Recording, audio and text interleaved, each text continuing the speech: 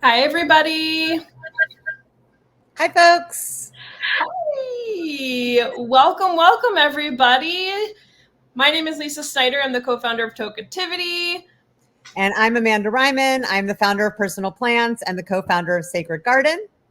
And we're here to talk to you about NFTs today. So buckle up.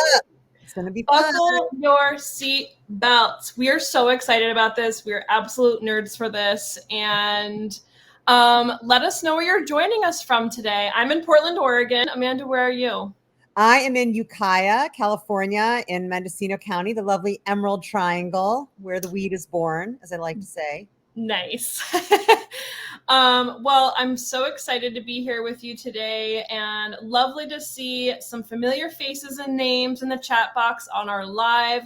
I know this is also going to be recorded, so if you're watching later, hello, and we love you. Yes, and thank you for listening and for learning. Yes. So today we're going to nerd out together about NFTs, and we're going to go through a lot of stuff, and we're going to be here to answer some questions along the way. Amanda also has some office hours afterwards, which I might pop into if you want to stay afterwards and ask your question because it didn't get answered while we're talking today. So ready to dig in? Let's do it. Okay. I'm going to share my screen with you all, and we're going to kick this off. So Mariella, whenever you can, just go ahead and there we go. Perfect. Okay. Intro to NFTs. So what is an NFT? First of all, before we begin. This is our third. So we've been doing this for a few months now.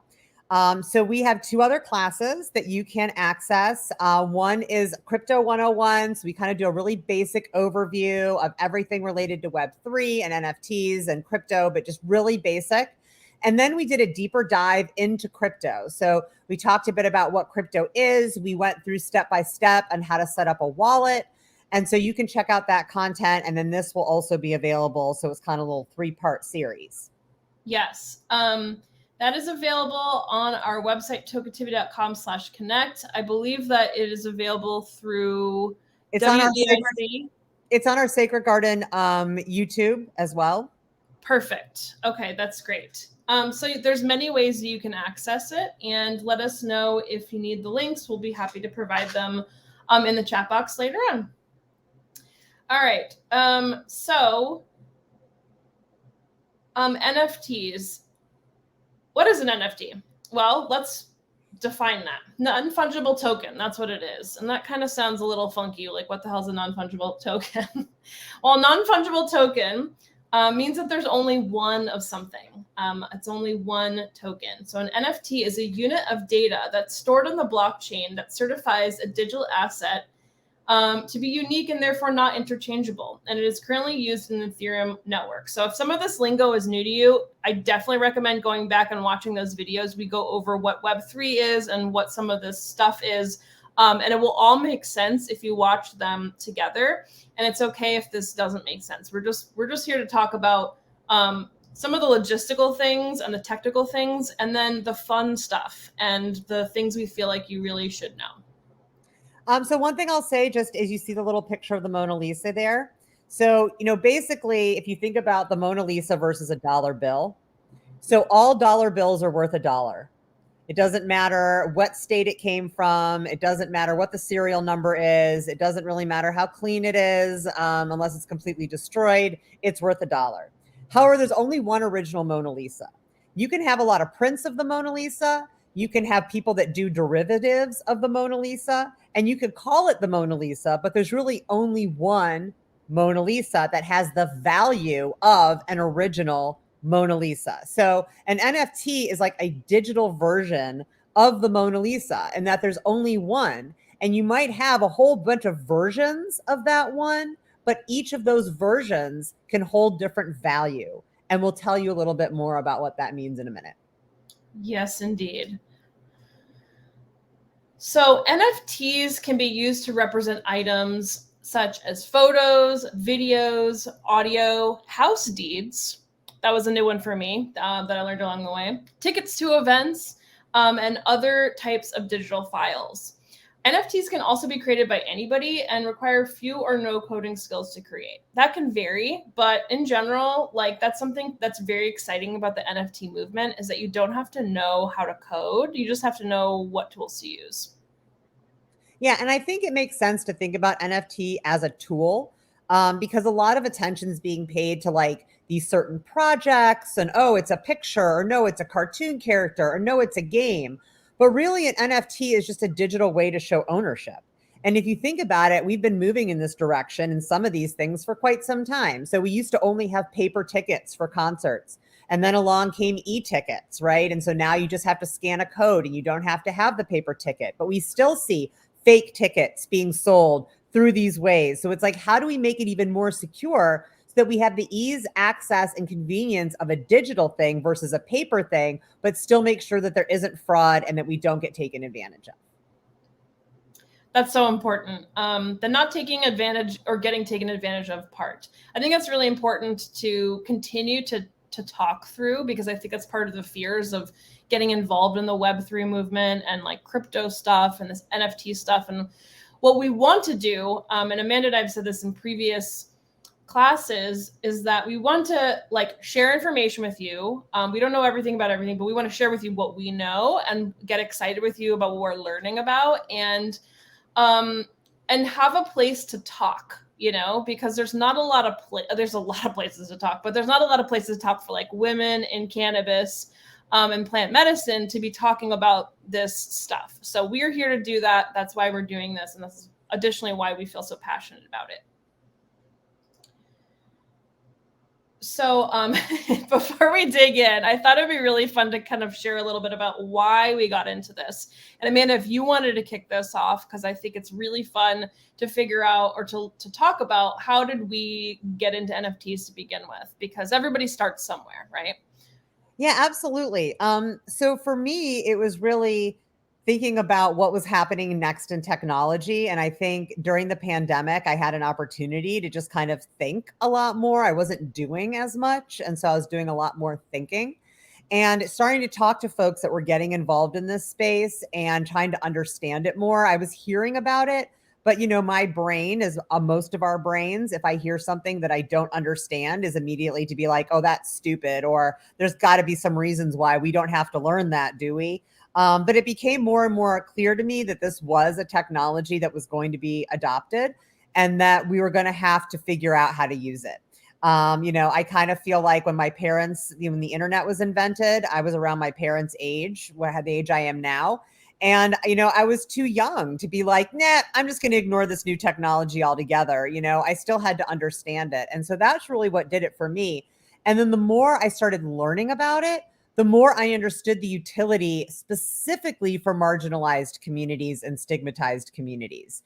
And I saw that some of the barriers to creating community, even in kind of the Web 2.0 world, as we all deal with, right, in the cannabis space, that we were able to get around some of those things in the Web3 world. And that's really what got me interested. You know, it was like, I've been in cannabis for 2 decades. I need a new tool.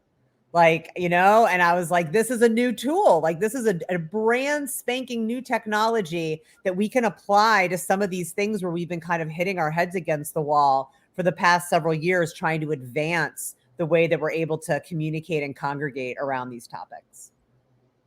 That is so fun to learn more about how you got into this. And I think it's really cool you being like living on the edge of cannabis and plant medicine, as we all are on some level. And that kind of keeps things exciting and keeps us on our toes and makes us want to learn like the latest and greatest so that we can use that to our advantage. You know, one of the reasons why Kira invited us to even do this to begin with was because we've been talking a lot about how, you know, we want women to succeed in the cannabis space. And how do we do that? Well, we do that in a lot of different ways. And one of them is by sharing resources and information and helping one another get a little bit further or hopefully a lot bit further ahead. And that's what we're here to do, is just to share with you, like, you know, information so that you can make an educated decision about how you would like to or not get involved in the NFT movement, that Web3 and crypto space, etc. So a little backstory about me for those of you who don't know. I'm super like tech nerd.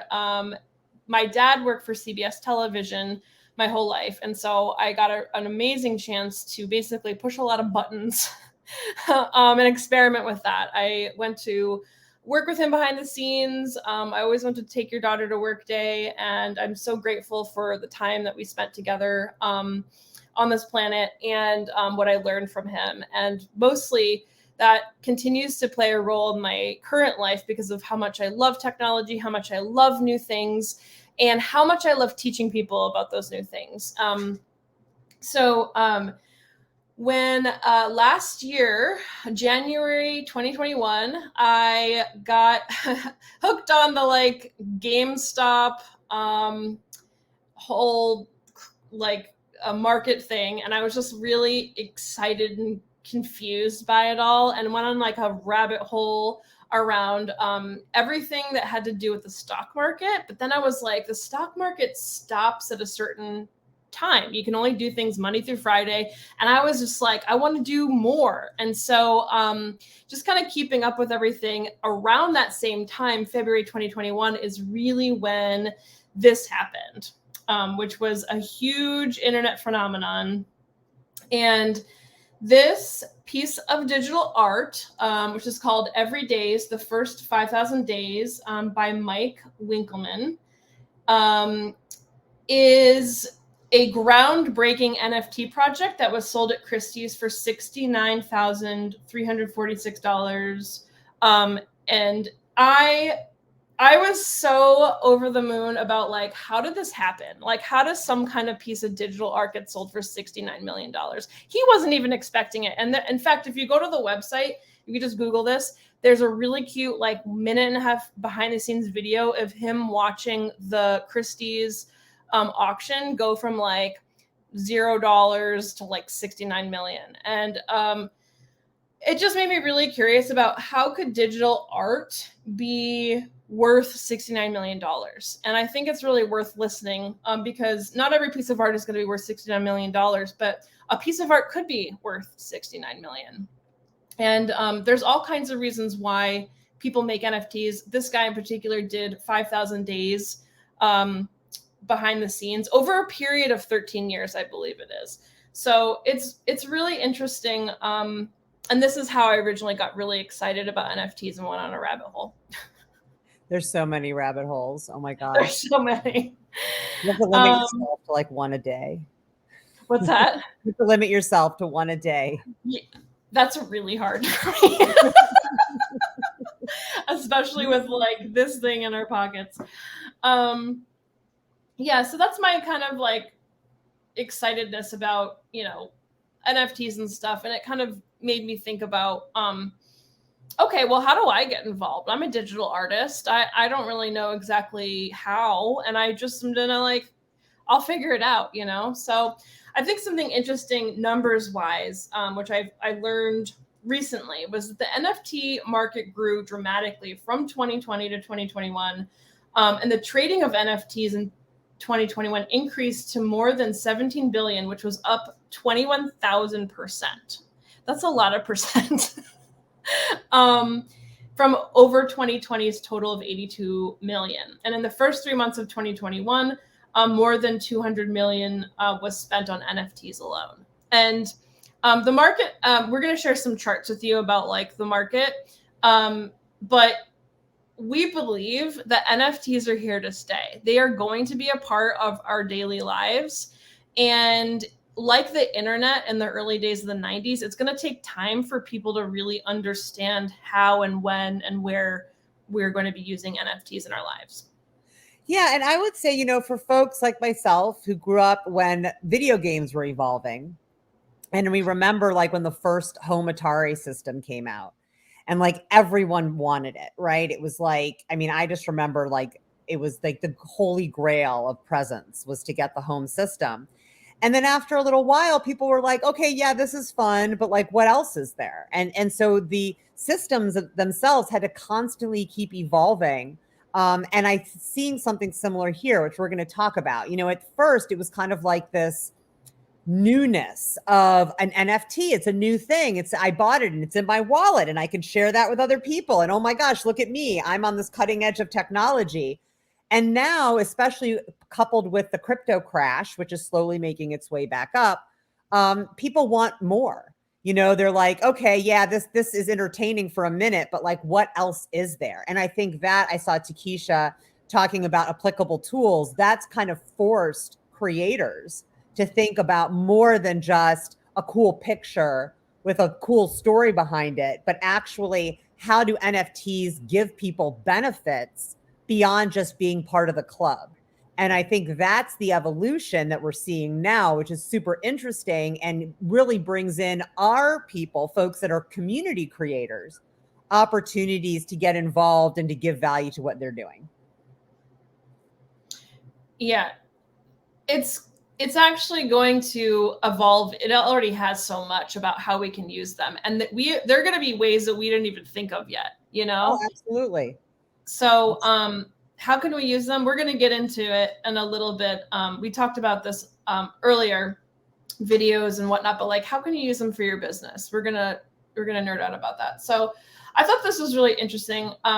Weekly NFT sales by category of arts and collectibles, and also the gaming community. The gaming community obviously has been online gaming for a long time. It's been a while since Super NES and regular Nintendo and Atari and all that stuff, and now everything's sort of on the internet. People are talking to each other and gaming, and a lot of the NFT marketplace and purchasing has been weaved into the gaming community, but also the arts and collectibles, which I'm super personally excited about. I am an NFT collector, an investor, and I'm sure Amanda is too. And I know that there's a handful of other women here who are also collecting NFTs along the way. And we'll talk about why you would even want to do that in just a little bit. Another interesting thing. Oh, I thought I had another chart here. No, I told you to take out the other charts. Oh, okay. Good, you took it out. Okay. So I'm calling this place OpenSea the eBay of NFTs. Whether or not other people are calling it that, I have no idea, but that's how I'm explaining it to people. OpenSea is a marketplace where NFTs are sold and bought. Amanda, do you want to talk a little bit about OpenSea? Yeah, it's a marketplace. So it's a marketplace where people can buy NFTs from other people that own them, and can sell the NFTs that they own. You buy an NFT, if you're not going to buy it on the secondary market, you're basically minting it. And minting it means that you're the original owner. So we'll talk a little bit more about projects and how that works. But basically, you get an opportunity to mint an NFT, and then you buy it usually with crypto, although now they have opportunities to buy it with a credit card. And then you basically get all the rights and privileges of owning that digital asset, whether that means you get into the concert, or that means that now if that whole project increases in value, your NFT increases in value, it is yours. You may decide at some point that you want to sell that NFT, and that's going to happen on a secondary marketplace like OpenSea. Now, what's interesting is that the goal is that if you sell it, you're selling it for more than you mint it for, right? So if I'm minting it for 0.05 ETH, Ethereum, and I sell it for 0.1 Ethereum, that's good, right? I've increased my earnings. If I mint it for 0.05 Ethereum and then the price of the average NFT in that collection drops to like 0.01, it's like stocks. Do I sell it now? Is it going to drop lower? Do I hold on to it and hope the price increases? And this is when it becomes really important to research the projects that you buy into, because one of the questions you're trying to ask yourself is, what is going to be the value of this collectible a year from now, 5 years from now, 3 months from now? Is this something I'm holding on to because I think it's going to really pay off? Or is this something I think is going to have a lot of hype around it and I'm going to be able to sell it for more than I paid and move on? In a lot of ways, it acts like the stock market, but just with more of the personal responsibility on you to do the research on which projects are actually going to pay off. We'll talk a little bit about how to do that research in a little bit. We talked about this in our last class, and we went over how to create a MetaMask wallet. This is very easy to do. They literally walk you through it. And this is one of the many wallets that you can use, but the most popular one that you can very easily just click a couple buttons and link up to OpenSea and a couple of other online spaces where you can purchase NFTs, including some websites where you can mint NFTs directly on those websites. So if you don't have MetaMask, we do recommend that you check it out. You can install it in a browser and also on your phone. So what projects should you get involved with? Well, this is really interesting to kind of talk about. And these are the things I jotted down. I'm sure Amanda has some insight on this too. So like, these are the things that I tap into when I'm thinking about getting involved in a project. When I say getting involved, I mean like buying an NFT or signing up for, more information even about an NFT project. So does it excite you? Like, is whatever they're doing exciting to you? Like, Amanda's working on this amazing project that she'll talk about, Sacred Garden, and it's about plants and plant medicine, and I'm like, I'm really into that, and so yeah, that it really excites me. So I want to learn more about that. Does it align with your long-term goals? Like, there are some projects that have their own long-term goals, which they use the words roadmap, and maybe one of their long-term goals is to like raise $1 million for an important charity that you really care about. Like, what are their goals and do you align with them? I think is important when thinking about getting involved in a project. Is your wallet set up? We just talked about that. That's like a simple logistical thing, but like, you do need a wallet in order to kind of make these bridges, these digital bridges. Do you have crypto to play with? We talked about that. We're not financial advisors, and what we're saying is not financial advice, but you shouldn't spend money that you don't have or that you're really depending on. Did you do a bit of research on the project and people behind it? We'll talk about how to do that in a moment. But, you're just trying to learn, like, is this a real thing? Who's behind the scenes? Like, are these real people? Can you find them on the internet, like in other places? Or are they just like, is it like a fake thing? Like, that's, I think, the part that scares people the most about like trying to make moves here. And it's not hard. It's just like any other Googling you've ever done to figure out something. We're all little digital detectives on some level. So it's kind of the same thing. So yeah, I want to add something real quick on that. So and folks from the cannabis industry can actually totally relate to this, because you might be doing work with someone who's a farmer for like 3 years and you only know him by like Mr. John, and you're just like, you don't really even know who he is. And for a long time in NFTs, like that was the case. I mean, people didn't really dox themselves, as they say. They weren't like, they had screen names and they had avatars, and you didn't really know who it was. And after enough people kind of getting scammed into projects, they really started demanding that people be upfront about who they are. So if you're looking at a project and they're not giving you their real name, they're just giving you a screen name and an avatar, I think that's a huge red flag. Because I think if someone's going to stand behind a project and ask you to put money down for it, they should be willing to tell you who they are and what their credentials are. Yep.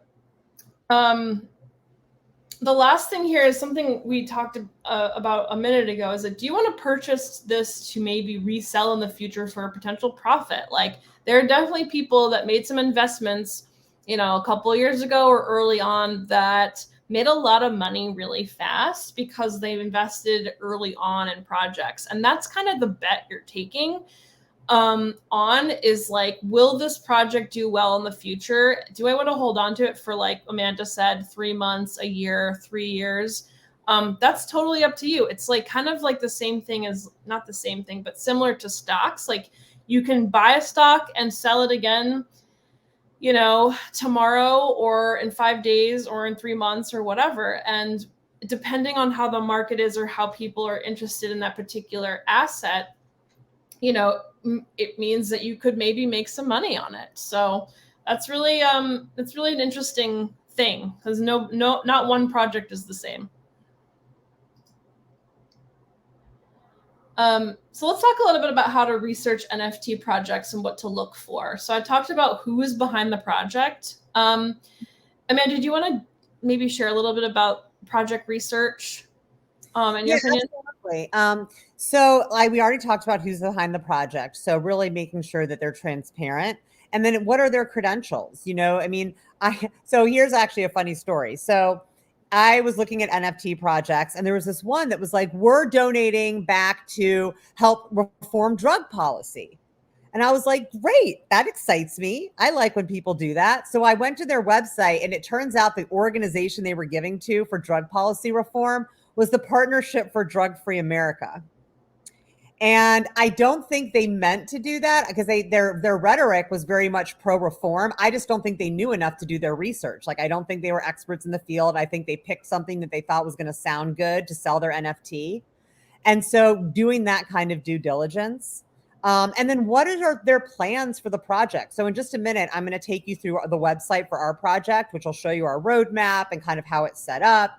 But where is it going? So yeah, I buy this NFT. Yay, I have my profile picture and I'm part of the group. So then what? What are you going to do? What are you doing with the money I just gave you? How are you growing this? When you think about things like Kickstarter and other types of crowdfunding, it's not that different.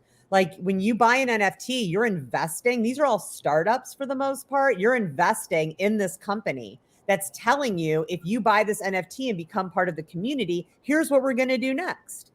And so then you have to be held accountable to that. And so you have to be willing to give updates and be expecting updates because that's really key. What is the cost? So, we're going to be setting our NFTs down, under $100 for sure. If someone's asking you to fork over a few $100s up front for an NFT, that's definitely a red flag.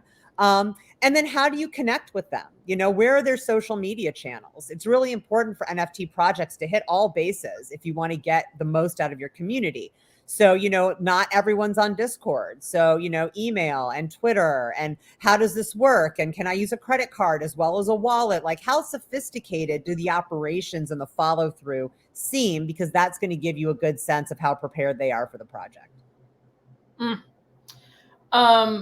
Did you want to dig into your project or wait for a little bit to go through the secret? Well, let's just give them a few examples of projects and what they look like, and then we can dig in a little bit more, and then we'll bring this up.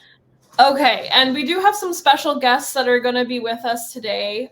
We've got Liz Wald and Polly Lieberman, who are the co-founders of Thrice. And I just want to shout out right now to meet us backstage here in a little bit, and let us know if you need help getting back here. So just a little note here, should you make your own NFTs? You might want to buy some, but should you make your own? They can be used as a marketing tool for your business. They can be a fun art project. They can be income or a revenue stream. There is a lot of effort that one needs to put into getting the word out. So yes, Amanda's shaking her head. Yes. Because it's an ongoing marketing thing to market, to let people know about. And so I'll just give an example of a cannabis company that using it as a utility. So Crypto Cannabis Club, they have an NFT and they have a cannabis brand. And if you own their NFT, you can go into participating dispensaries, I think just in California now. You can connect your wallet so that it shows that you have the NFT, and then you get a really deep discount on their product. So it's almost like a digital coupon that you can use by having this NFT. So that's just one way that companies are connecting with their consumers when we kind of get stymied by SMS and traditional type of social media marketing. Yep. And there's probably going to be a long list of other ways to use it. Again, we're just in the early 90s version of the internet of Web3. So there's going to be other fun things and other ways to use NFTs that we haven't even thought about. So let's talk about some example projects. You probably have seen this out there in the world, Bored Ape Yacht Club, and that some people on the internet, like Jimmy Fallon, has one of these, and I think at some point in time, maybe he still does, it was the avatar for his Twitter account. And it's really interesting because these are very valuable. I can't do the calculations in my head right now, but 94 Ethereum is a lot of money. And I don't know what Ethereum is today, but and Ethereum, the cryptocurrency, ebbs and flows. It hit, when I first invested in it, it was at 1,300. It went up to 4,000. It went down to like 900 a couple weeks ago. So it's very volatile, and that is part of the crypto movement right now. And why it kind of probably feels a little scary to other folks. Let's see. Next. Sorry.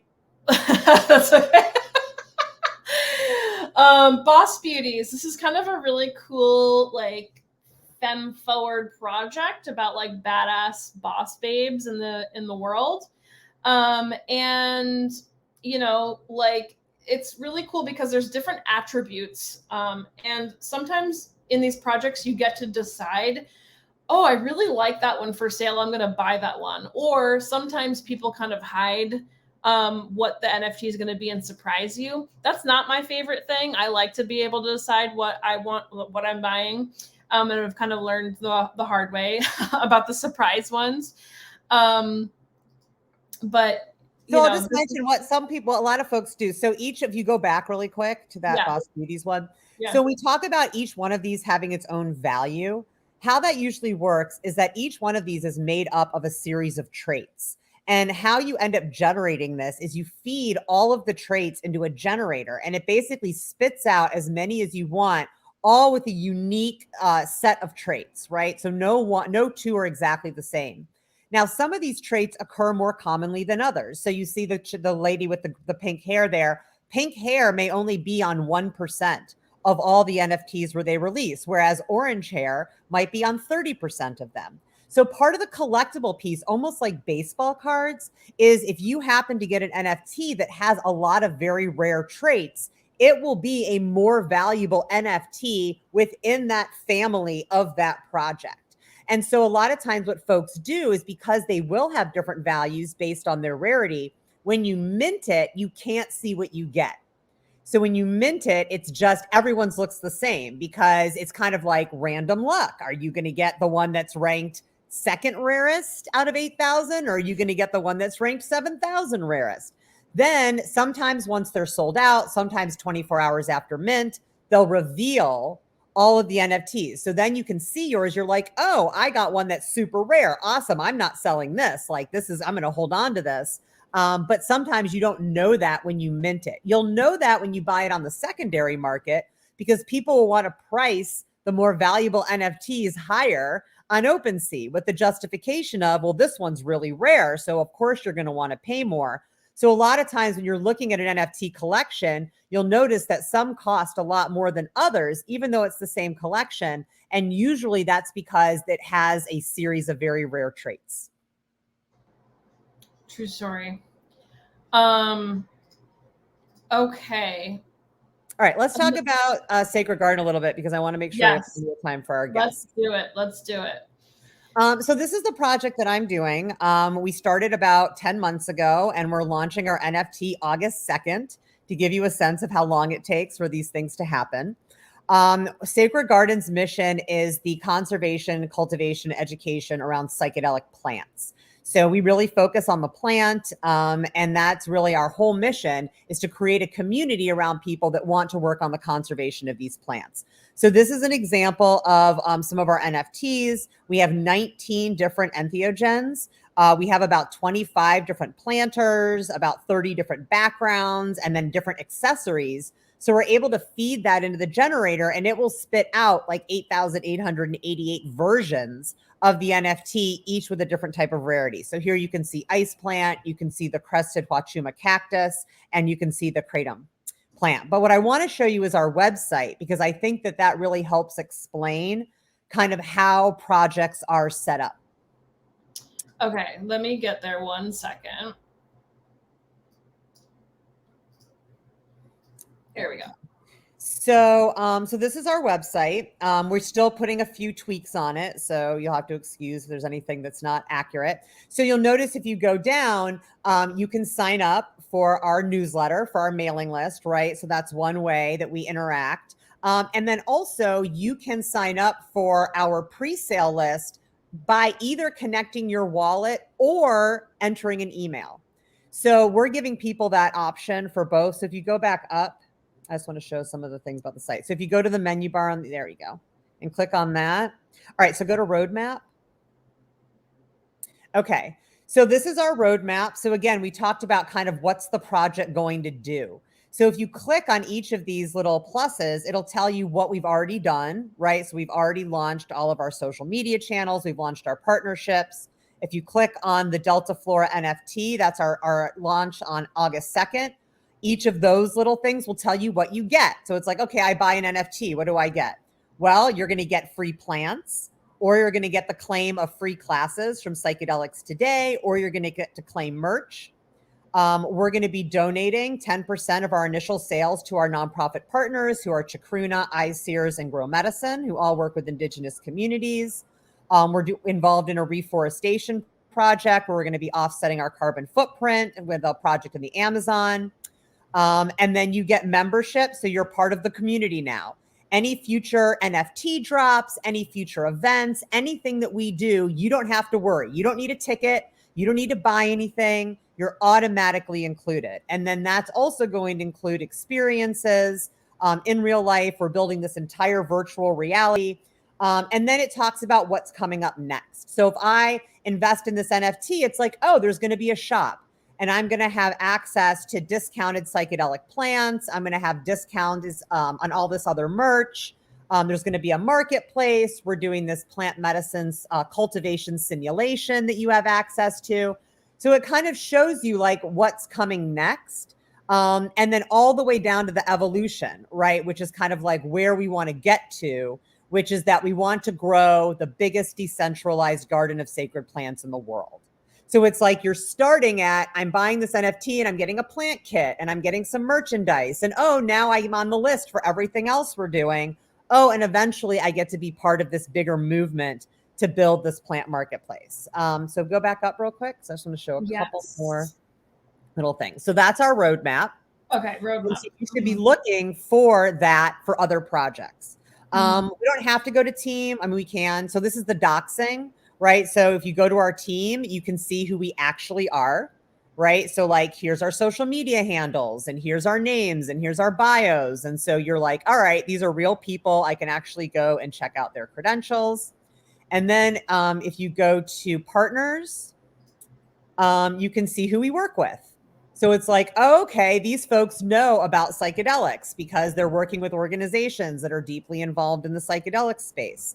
And then I want to show one more thing up on the menu. If you go to charity, that's going to take you to our charity OpenSea page where we do auctions to raise money for charity. So we did one to raise money for Sue Sisley prior, but I really want to show you guys this amazing toad because this is an auction that's actually starting tomorrow.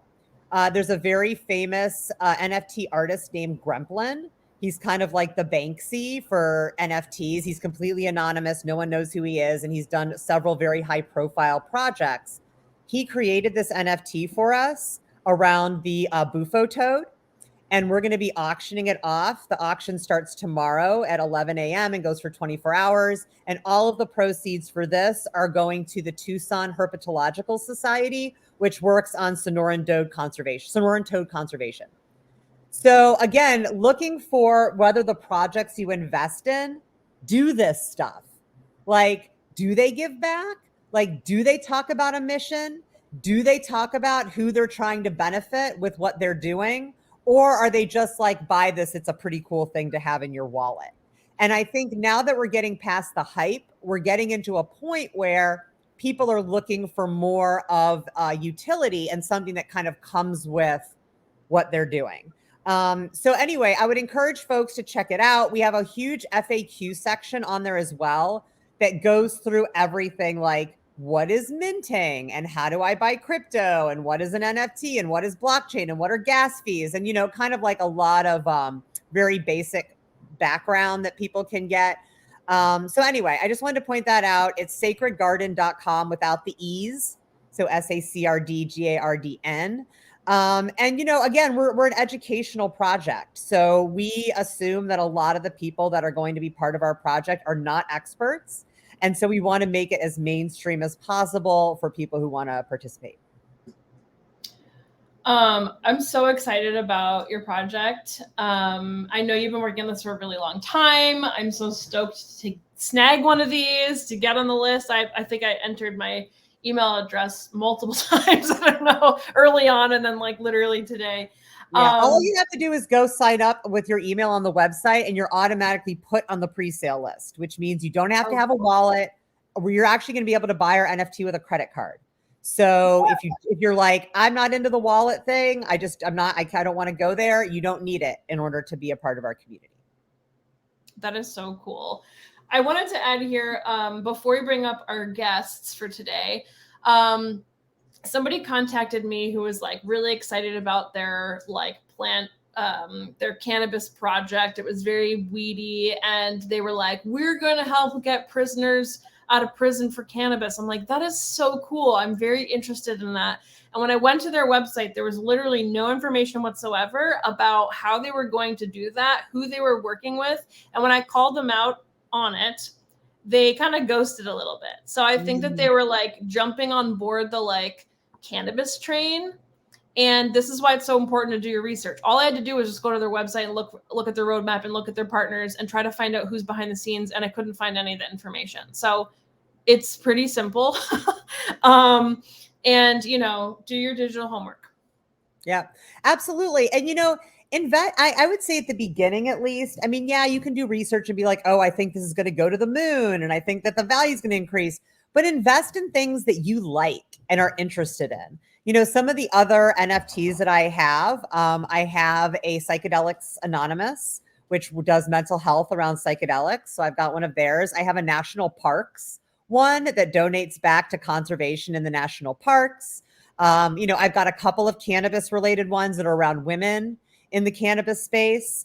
So, you're going to be giving them your money. So make sure that you're investing in something that you feel is going to bring good to the world and where people aren't just there to make a quick buck and take off.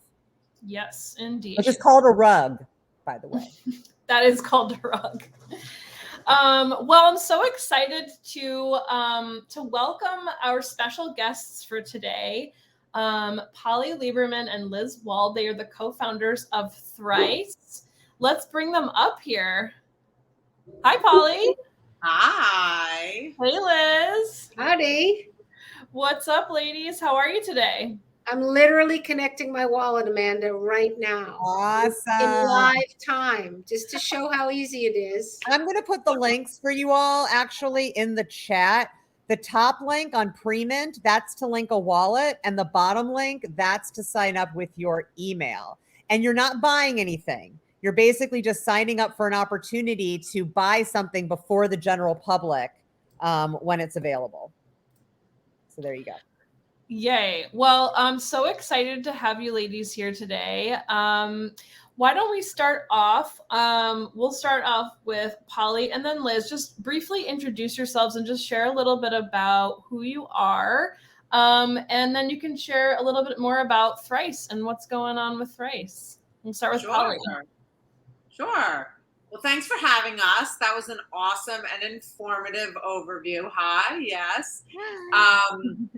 And I'm Polly Lieberman. I have spent the majority of my career in technology. I am a massive tech enthusiast / nerd as well. And sort of my superpowers, product market fit and revenue acceleration. And I spent the majority of my career pre-cannabis working in what I like to call the last nascent market, which was mobile.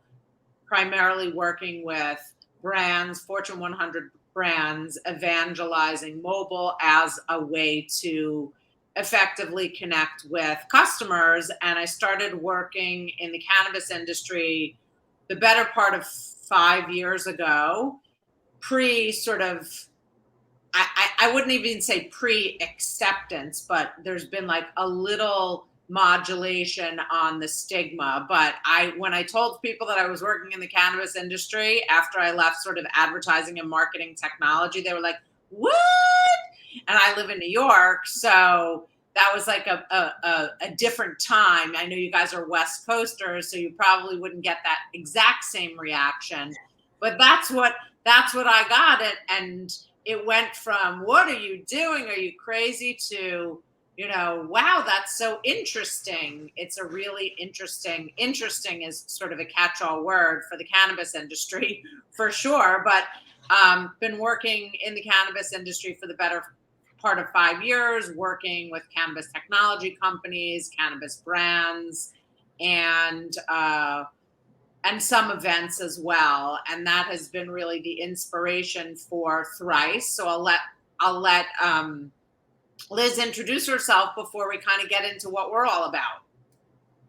Hey everybody, again, yes, thanks so much for having us. Love the interactivity in the chat and everything going on there. So keep the questions coming and all those good things.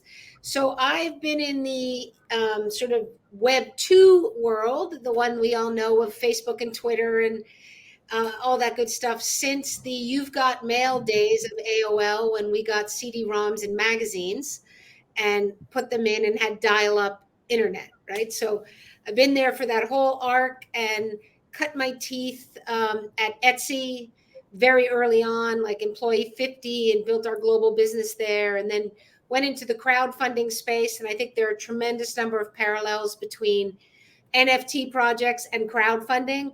They both boil down to marketing and community building. And that's pretty much, if you can do those two things well, you'll have a very successful project at the end of the day. And I decided to sort of dive into the blockchain end of the pool around 2018 and just start learning the new technology and what's out there and what's up with crypto, and bought at the high, watched it crash, bought some more, watched it go up, and then at the end of last year, I was like, I got to check out this NFT thing. And, Polly and I had like a 3-hour conversation about what the hell is an NFT and why would we do this? And isn't this fun? And oh my God, I just connected the wrong wallet and did something dumb. And, all these kinds of things that you go through.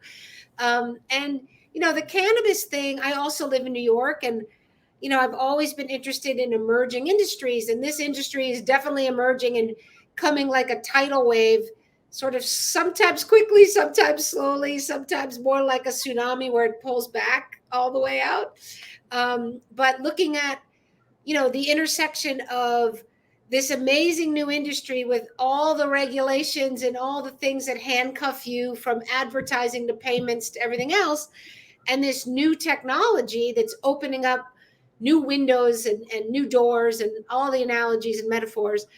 And I'm kind of joking now that because the cannabis markets and the NFT markets are so both down, that two negatives have to make a positive.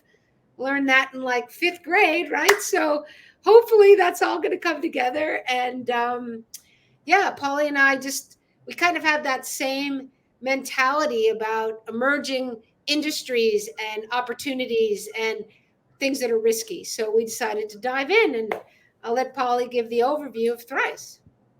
Well, truth be told, a little bit more than a year ago, 2 of my friends called me up and they were like, I minted an NFT and oh my goodness. And I was like, I don't want to hear about it. I'm not interested. And fast forward 6 months, and Liz somehow started talking about NFTs and crypto. And I thought, this could be something. Let me do a little bit of research. And then I was like, wow, this is really interesting what's going on in this space. So I did mint my first NFT earlier this year. I also wrote an article on it that is called I Minted an NFT and Now I Have PTSD. So I'm happy to share that with you guys. But that 3+ hour conversation sparked my interest about the space. And then I dug in and did a bunch of research and said, there's some real there, and I get it. And one of the things that I had noticed from really working with cannabis brands specifically is that their number one challenge was access to customers. And one of the things that I also noticed from having conversations with pretty much everyone about the cannabis industry, from people who live in my building to my neighbors to my dad to my council people, everyone was asking me the same questions, which was really about core education, everything on the most basic level to CBD get you high, which seems like a ridiculous question for us, but this is what the mainstream customer is looking for answers to what's the best form factor to me, to just what kind of products can you recommend. And I realized that we were, not that I realized this, but there was a really big journey that all cannabis brands have to take. Our responsibility in the cannabis industry is two things that, like it or not, you work in this industry, you have to do education and you have to do advocacy. And that's awesome and cool, and sort of an additional job requirement that nobody necessarily signed up for, but most people have embraced wholeheartedly. So that's pretty cool. And those two things, education from the customer perspective and, the brand challenge, Liz and I saw as a really enormous opportunity to create this project, because everything in Web3 is a project until you actually become a company, right? And so we built this project. It's called Thrice, and Thrice is, our mission is to create better conversations about cannabis.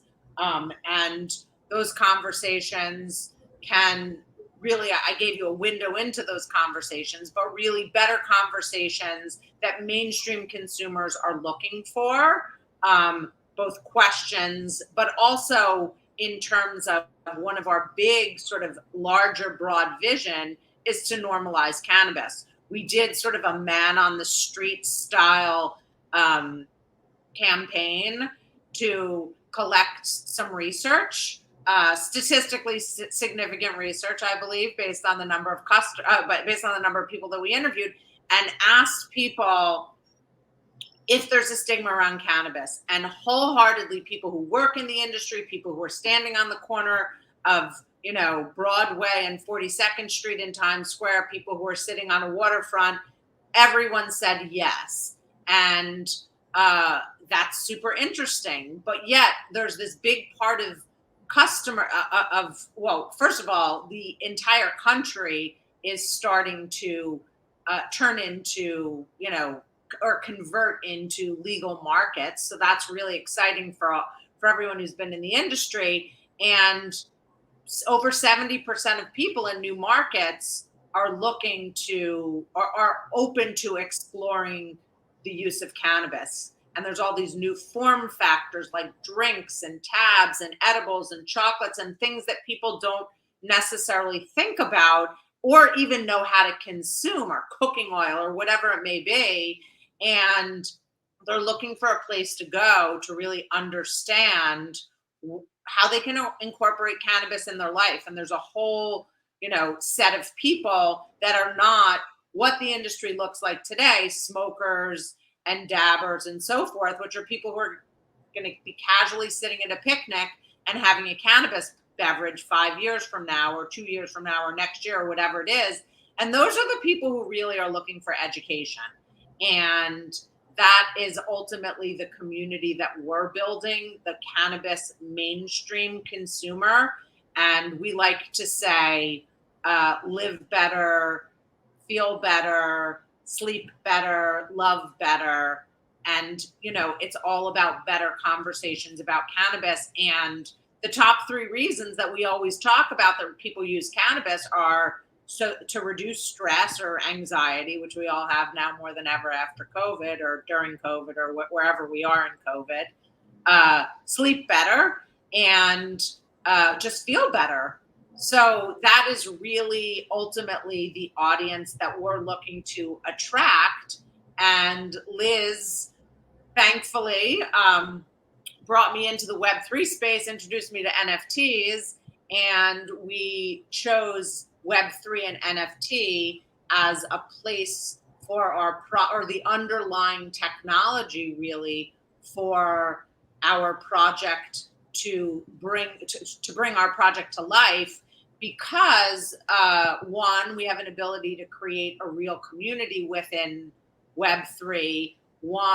Two is we can have conversations. Some of the places in Web3 don't necessarily have as much friction, and they're slightly more open and willing to allow for or enable conversations about cannabis, which is super challenging for pretty much everyone.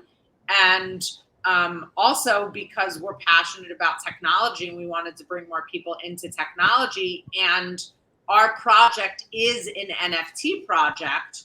And one of the ways that we are going to deliver on sort of the normalization of cannabis is by representing cannabis users who look like everyone. So our NFTs are designed to basically represent every single person. If you walk down, I always like to say the United Colors of Benetton, because I always love that campaign, but some people may not have remembered that campaign. But, you know, if you walk down a street in the middle of New York City, you're going to see people from all different countries, of all different races, all different genders and ages. And that is really what our collection is meant to look like. And yeah. And we had this amazing artist that we found, you know, who like, oh, right, it's Lisa. She's here. So Polly and Lisa have been really spearheading the development of this art. And I know we're going to share some art at some point. We can do that whenever. But one thing I really want to talk about is people are like, well, why are you doing this as an NFT? Like, can't you just do this in Web 2? And yeah, you can, in the sense that you don't have to have an NFT to build a community. Some of the reasons that Paulie mentioned, like it's very hard on Instagram to talk about cannabis. They shut down your account and things like that. But, you know, I think the other thing is the big promise of Web3 is that you own it, you own your data, you have more control. So if you even think about the real world, right? If I join a country club in Connecticut and then I move to California, I can't really do anything with that membership, right? I can't give it to my neighbor. I can't take it with me. I can't sell it. It's like, it's just over. And with the NFT world, you know, if you join this membership and then you become like an expert and you decide, you know what, I'd love to give this to my cousin or somebody to learn more about cannabis, they can gift that, they can sell it, they can keep it, they can do whatever they want with it. There's a lot more control. And I think that's an important thing to remember about Web3 is that you own your data. And I think gaming, you know, Lisa touched on gaming earlier. Gaming is such a great example of this. I've never played Fortnite, but I know people have spent a lot of money in Fortnite, leveling up, buying, you know, tools or weapons or extra lives or whatever it is you need.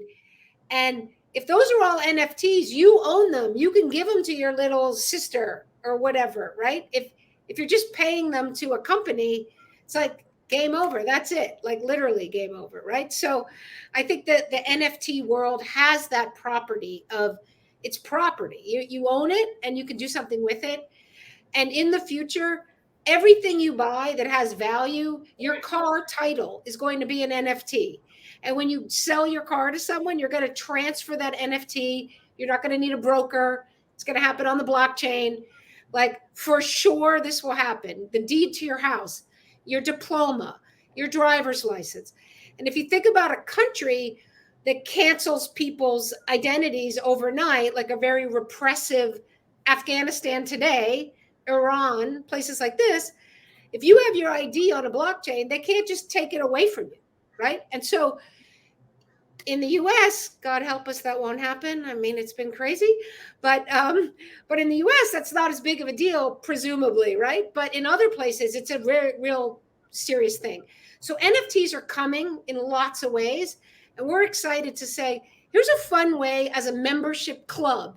And you get this awesome picture, which we call a PFP or profile picture, an avatar, to represent who you are in this club. And if you're familiar with the Bored Apes or CryptoPunks or the Penguins or any of these other things, there's a lot of very cartoony things and gamey things and animal things. And getting back to Polly's point, we really wanted to show people as people, regular people, not necessarily an ape or somebody that looks, like Willie Nelson or Snoop Dogg or, other things that people, Cheech and Chong, that we grew up associating with cannabis, because it's really much bigger than that. And I guess that the other thing that I'll say, and this is sort of like a sneak peek of sort of how we're thinking about our roadmap, is that in the early days of digital, the number one promise was one-to-one connections with customers, but really nobody had ever delivered on that. And while people hate getting spammed, people love getting offers for things that are relevant to them.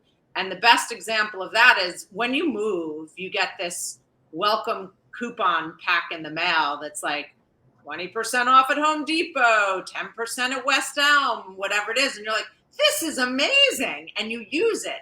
So most people say that they hate advertising and offers, but they love it when it has value for them. And I think for us, the way that we're thinking about our membership club is really to create value by connecting people, our NFT holders, with things that they want. So as we learn more and more about what they want, then we'll be able to provide value to them in that way, which ultimately turns into like a real win-win. And I think that that's one of the opportunities for NFTs, is to connect with customers in a way that brands and partners and value creators never could before. I think that's so much there, and I really appreciate you combing over your why, as to like why you think this is important, and like why Thrice is focusing energy on the like cannabis normalization movement. And like everybody, that's part of it, is you want to represent, this is not just stoner bro culture, right? Like this is why we're all, here trying to make that change, even just by us representing something a little bit different. And I'm really excited to be working on this project with you. It's been really beautiful journey to figure this out. And like everybody else is trying to figure out their thing, like it's been really fun to work together and to bring these things to life. And should we give a little sneak peek? Yes. Are you sure it's always been really fun? Well, in the very beginning, when I thought we were all going to get everything done in like 3 weeks, that was not as fun. But you learn along the way of like how, I guess, like me as an artist and you as the one who's like, hey, I want to make this stuff happen, collaborating on this project. It's like, how do you bring somebody's vision to life and also add in your own flavor and also achieve the goal, and some kind of timeline. And sometimes like things, you think you're going to like it looking like this, but you actually like it looking like that. And that takes a little bit more time.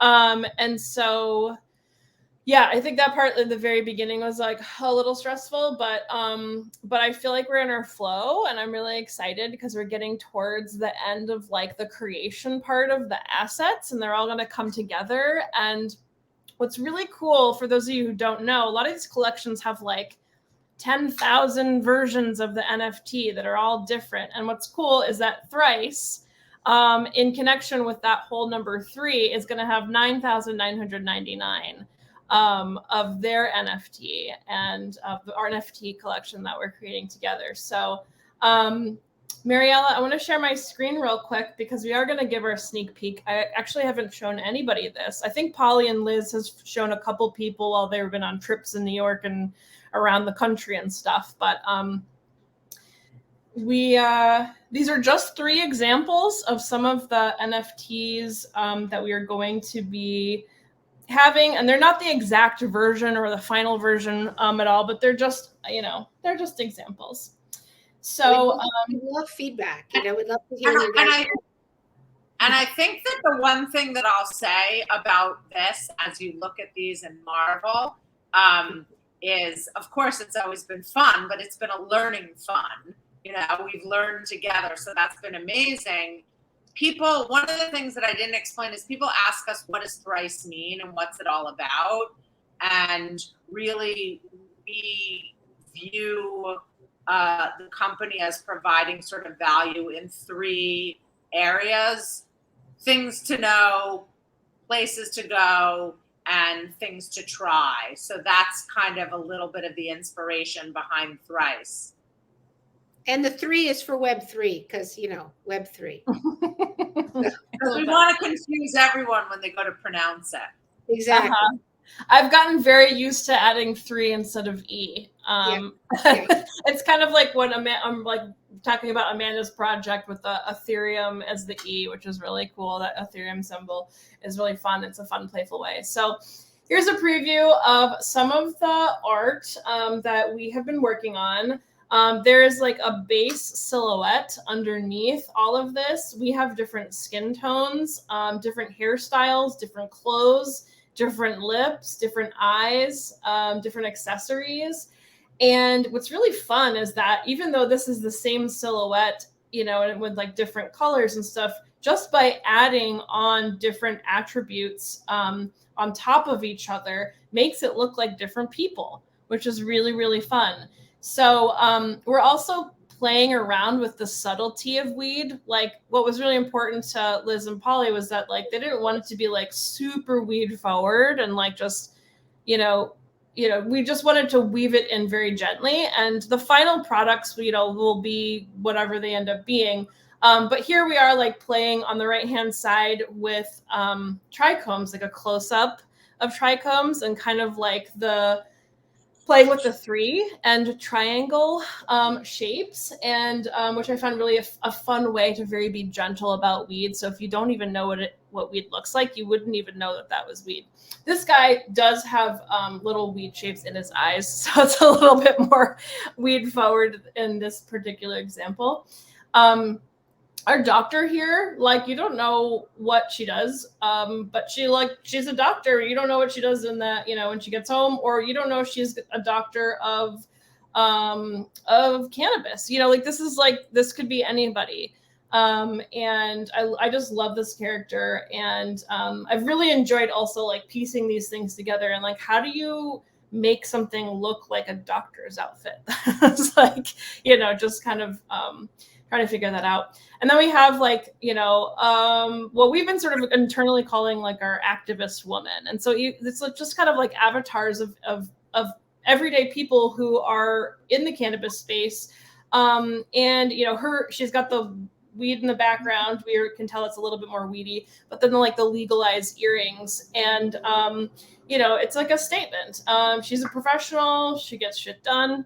I don't know. I think she gets shit done. We've been calling her Rachel Maddow because she's got that Rachel Maddow hair. So yeah, get the Rachel. Show the Rachel.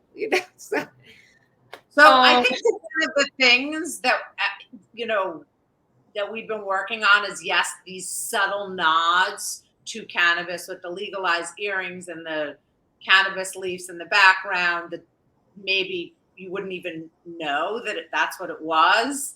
And the trichomes, that's one big part of what our collection will look like. The other part is the nuance and the detail that went into developing this collection. So we actually have 6 different color eyes. We have 2 different shape eyes. We have 3 different noses.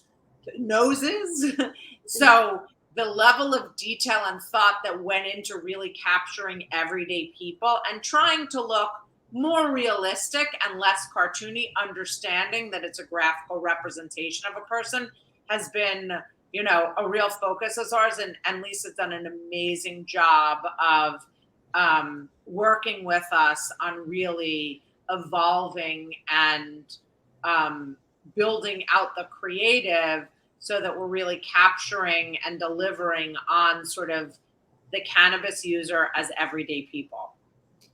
I think that, one other quick point about NFTs in general is when people mint them, which is sort of bringing them into the world the very first time, and you don't know what you're going to get. You're sort of spinning the wheel, and then there's a reveal, and you get the one in the middle, or what, like you really have no idea. You don't see them at first at all. There might be some examples like this. So you have a basic idea, but you don't know what you're going to get.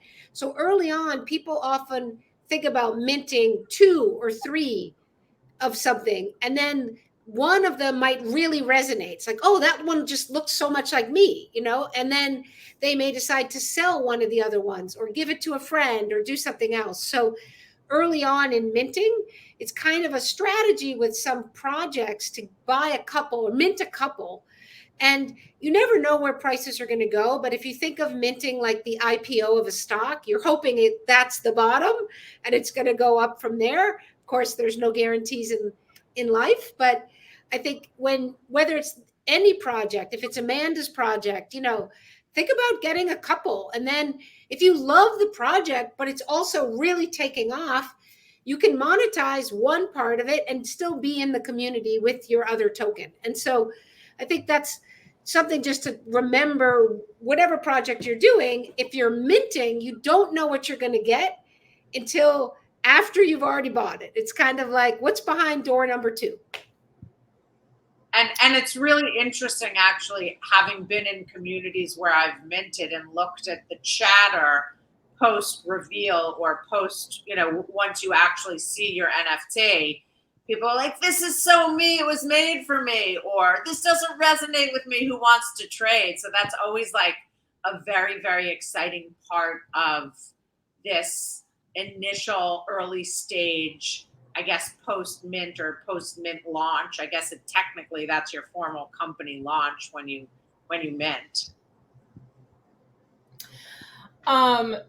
That's so interesting. So I know that there's a lot of curiosities about NFTs. I know those who are still alive probably have some questions, and we are going to do some office hours after this. Is there anything you want to make sure folks know about the Thrice project or how they can get involved? I mean, we'd love for people to follow us on Twitter. We're Thrice Official. So THRIC, the number 3 official. And maybe we can drop that in the chat. And from our profile on Twitter, you can sign up for our newsletter. We also have a website, thrice.io. Very Web3, the IO email address.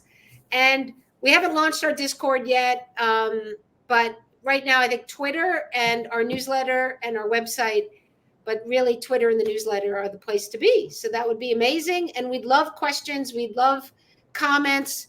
We'd love for you to share the project. At some point, of course, we'll be gathering a mint list like Amanda's. You all should join her mint list as well. And we're gonna host some Twitter spaces and the like. So follow us on Twitter. It'll be a good place to start. Awesome. And I think all of those links are in the chat. Thank you, Carol, for doing that. Yes. I also just wanted to quickly mention before we wrap up, I'm going to be here in Hopin for office hours. So if there's folks that are listening and have a question that you wanted to ask just specifically, I'm going to be hanging out to answer those. And then I also wanted to mention we're going to be doing a couple of Twitter spaces this week. We're doing one tomorrow at 6 p.m. Pacific around the Toad auction. So we're going to be there with some of the folks from Cryptoads, which is another NFT project, talking about our Bufo Toad auction, which starts tomorrow with that Gremplin NFT. And then leading up to our launch on August 2nd, we're going to be doing spaces on Thursdays at 7 p.m. Pacific, our psychedelic plant jam. It's just a time for people who love psychedelic plants to come together, talk about their experiences. And we'll be doing a lot of fun giveaways. So we'll be giving away free NFTs. We'll be giving away psychedelic plants. I know Lisa won some seeds. And I did a cute little video on TikTok. I hope y'all check it out. It was so cute. It was so cute. So yeah, we're all about getting the plants into the hands of people. So we hope you'll join us on our Twitter space. Yes. Polly and Liz, thank you so much for being with us today as our special guests. I can't wait to see how this all turns out. I'm so excited to be working on this project together and to be nerding out on NFTs with you. Thanks for having us.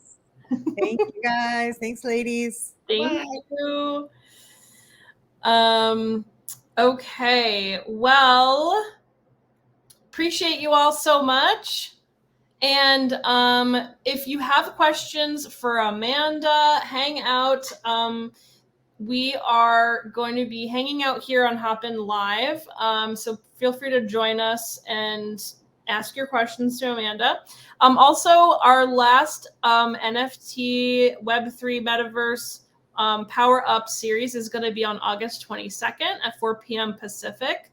7 p.m. Eastern. So tune in. And of course, if you can't make it, make sure you RSVP so you can at least get the link afterwards. And yeah, this has been such a blast. I love it. I love just doing the education and having the conversations. And hopefully someone's out there listening and is like, I can do that. Or, this would be a great tool. This is exactly what I've been looking for to reach my audience, to do more education, to create community. So, we hope that you'll tune in for the next one and let people know about this opportunity to learn. Super no judgment. We're here for all levels and we're not here to really take a position. I mean, we talk about our passion for this area, but our most important thing is that we want folks to have the information they need to make good decisions for themselves, whatever's right for you. And if you come away from this being like, that's kind of interesting, but totally not up my alley, at least now you know, and that's important. So we really appreciate that. Yes, we do. So thanks for joining us today. Stay afterwards and go into the sessions if you have questions, you want to talk about any of this stuff. And also we'll see you next month on August 22nd for the last of this series with women employed in cannabis. Thank you so much, Shakira, and to Mariella and team. Shakira and Mariella, we appreciate you. Thank you so much. We'll see you all later. Bye.